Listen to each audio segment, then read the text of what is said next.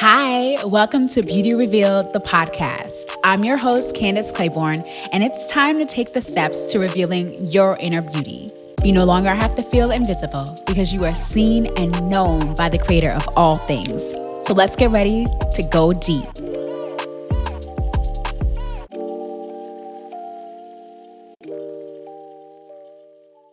Today, we are going to be revealing the key to intuition.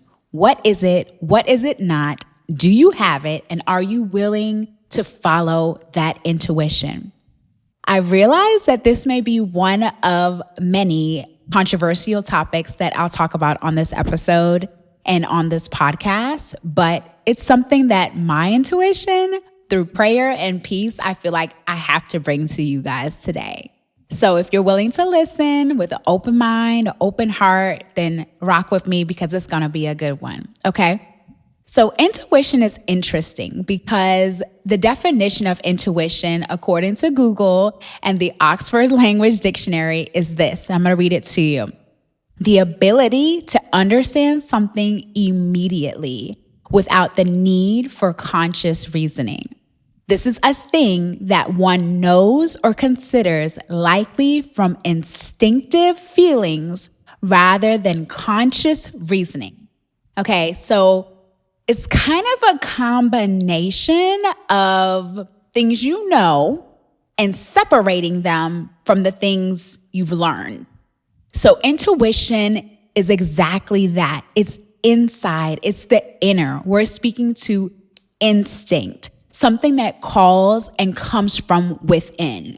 Now, I realize that a lot of us, myself included, we have been taught, we have been trained, we have been conditioned in a way that tends to lead us away from intuition and towards reasoning and what just makes sense. So this is a stretch for many of us, myself included. And it's something that doesn't necessarily happen overnight. Especially if you're older and you're taking some time to, kind of reawaken intuition, I want to encourage you, if you're on that path of waking up, allow yourself the grace because it is something that requires practice. So this intuition, it can feel uncomfortable. It can feel a little bit awkward, especially if you haven't nurtured it. And you see children tend to lean towards intuition a lot more than adults do because they simply have no other way of knowing. They're in a process of learning and knowing things as they go. And it's not until an adult or another teacher or coach kind of comes in and gives them a little bit of a nudge or influence one way or the other that they tend to shift. And so intuition does come from within, but it can be influenced from the external standards and expectations around you. One person that wrote about intuition that I absolutely love is T.D. Jakes. And he wrote an entire book about instinct. And a quote that he shares from his book is that he says, God has given us deeper instincts to be attracted to those things that fit a better purpose. Now, your instinct, your intuition, it can be a form of protecting. It can also be a form of taking you to a better place, a higher place, a space of elevation, allowing you to amplify the very things that God has placed deep inside instinct, intuition that the Creator has placed inside of you, right? So let's be clear on what intuition is and what it is not. Intuition is not religion. It's not rituals. It's not traditions. It's not text of a Bible or a book that you read. And it's definitely not literature. And honestly, it's not faith. Intuition is what is already built inside of you. Those things, they can guide us. They can influence us. They can show us ways of knowing. But at the end of the day, what's inside your intuition is the basis of how you're going to flow in the world. Those are ways that you can kind of get a little bit of insight. They can show you, and they can become opportunities for you to live and build a foundation of life on. but the intuition is something that no one can take away. And only you know exactly what's pushing you, exactly what's driving you. And these are things that, even faith, right? When it comes to faith and religion and ritual, you have to realize, and something that I've come to realize is that faith really is the action part. It's the bravery to follow through with the intuition that you're already sensing. And unfortunately, a lot of times we tend to kind of suppress some things because they don't make sense. But that's the very opposite of intuition. Intuition, as we just discussed, is knowing beyond the conscious reasoning. But the key is that you are conscious. You're aware, you're tapped in, you're sensitive to, you are spending time quieting yourself so you can listen. And I do believe that religion shows us a way to connect to the Creator's spirit and to be able to have that within us so that we can know which way to go. And it's an opportunity for you to practice listening, an opportunity for you to get sensitive to the things that you already know.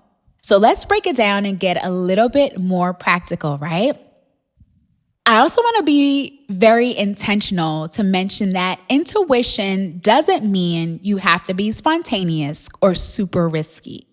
I am not a very spontaneous person. I am also a rather low risk person. I take a little bit more time to kind of warm up to things, warm up to ideas. And for example, this podcast is one of them, right?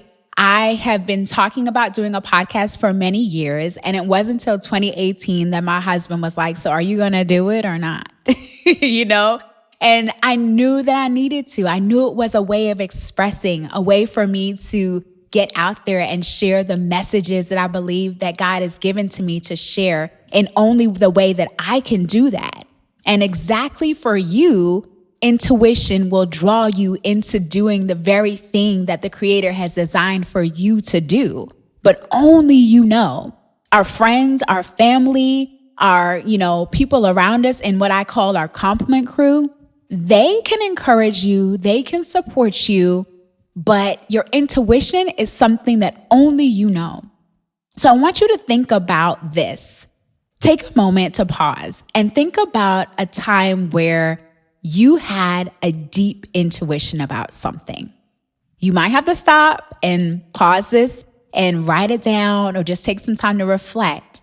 But something you knew deep down inside that you were supposed to do. And it didn't seem to make sense in the logical mind. It didn't seem to add up. You didn't know exactly how it was going to work. And it almost even seemed counter to what you were conditioned to doing or how you were conditioned to living or being, right? So we all have those moments. Some of us have more of those than others. And I think that really speaks to how tapped in you are to yourself and to your spirit and to the guiding of how God has designed you and where God is leading you. But we all have those moments. Sometimes they're big life decisions like what job to take or who to marry or not to marry. And other times they're simple things, right? Like which way to drive. I'll tell you guys a quick story.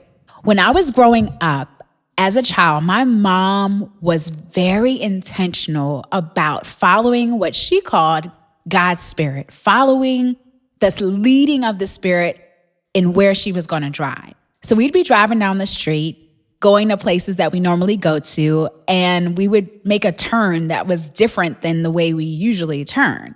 And I would often ask her, where are we going? Why are we going this way? And she would say, I just kind of sense we should go down this road. I just didn't get it. As a kid, I was like, well, this way is faster. This is the way we go all the time. But her intuition and what she assigns and prescribes to as, or ascribes to as the Holy Spirit, God's Spirit, told her to go this way instead of that way. And time after time, there would be a person we would meet in that direction. There would have been an accident in the other direction that we bypassed. I mean, so many things that took place that it was like, oh, that's intuition. And I'm telling you, I had this experience many times in my life. One time was when I was deciding what school to go to. Graduating from high school, I went to school in Atlanta, I should say Kennesaw, Georgia, which is north of Atlanta, like near Marietta. And I had the opportunity to go to the University of Georgia, UGA, on a scholarship. And at the time, it was like, this makes sense. Like, it's home, it's local, you got a scholarship that you can ride with, and like, you're good to go. But then I found out about a university, the George Washington University in DC. And I was like so blown away by the school, by my tour. And it was completely outside of anything else that I had in mind for myself. And it didn't seem to make sense. Like, if you can go to school, with this tuition, you can stay home, you can be near family, why wouldn't you do that? But through prayer and through spending time really pausing and saying, I know this doesn't seem to make sense in the logical space, but there's something that's drawing me to this city. Something that's drawing me to go to this school, to be there for this time right now, says, go to DC, go to this school, and know that like you're on the right path. And at the time, money was tight. Money's still tight when it comes to going to university, okay? And so understanding that I was making a decision to follow my intuition, and I did end up receiving some scholarships, but it was a sacrifice for myself and a sacrifice for my parents for me to follow that intuition, to go to school in DC. And I'm so glad I did, because for one, I met my husband while living in DC. And there are times I look back and I'm like, I wonder if we would have still like connected, or maybe I would have met you. And yes, intuition will say, well, it could still happen, right? Even if I don't follow the intuition, but you don't know until you go. You don't know until you actually move forward with it. So I met my husband in DC. I also came to the realization that even though I thought I was going to go to school for law and become this attorney, I realized through my process of being in DC that law was not the deal for me. And a lot of times my parents, they said, well, you talk a lot, you should be a lawyer. Follow your intuition, follow the guidance of your parents, but don't let somebody else's opinion or their way of knowing overshadow the intuition that's deep inside of you. I'm still talking. I'm here right now. You're listening to my voice, and a message is coming to you that maybe you need to hear right now that you wouldn't hear if I was in a courtroom somewhere in LA, okay? So follow the intuition. Being in DC allowed me the opportunity to be exposed to things that I had never seen before, to meet people that were just so instrumental in my life, and to really grow and connect closer to God in a way that I had not experienced when I was in Atlanta. And of course, things can happen in anywhere you go. But again, you don't know until you go. And I do believe that intuition guided me to that space. Another time that intuition guided me and I followed was just yesterday. So my family and I decided to build these sort of packs for people that we see while we're driving, a homeless person or a person that seems like they might be in need, right? So it has like water, gift card, some personal hygiene things in there. And my kids wrote cards for people just to encourage and inspire people wherever they might be in life at the time. So yesterday, my kids and I are out and we see a woman who has a sign and is asking for some help. We gave her, the kit, gave her some water. She was receptive and appreciative. And then I realized I have another cold bottled water here. And my logical mind was like, give it to her. She's right here. She could use an extra bottle of water. But intuition said, hold on to it. And in the moment, it didn't seem to make sense. Like, why would I hold on to a bottle of ice water when there's a person right in front of me that has a need and I'm not drinking the water? It's not for me, it's for this other person that I have yet to meet. And I think I just met them. But intuition said, hold on to the bottle of water. And I said, okay, I'm gonna follow that. Little do we know, we drive down the street and at a stoplight, there's a person whose car is broken down. Now, this guy is in the middle of the road. He's outside of his car. He's on the phone trying to get his car situated. And it's the middle of Phoenix. We're coming out of the summertime, but it's still hot. And I was just like, oh, this is why. This water is for him.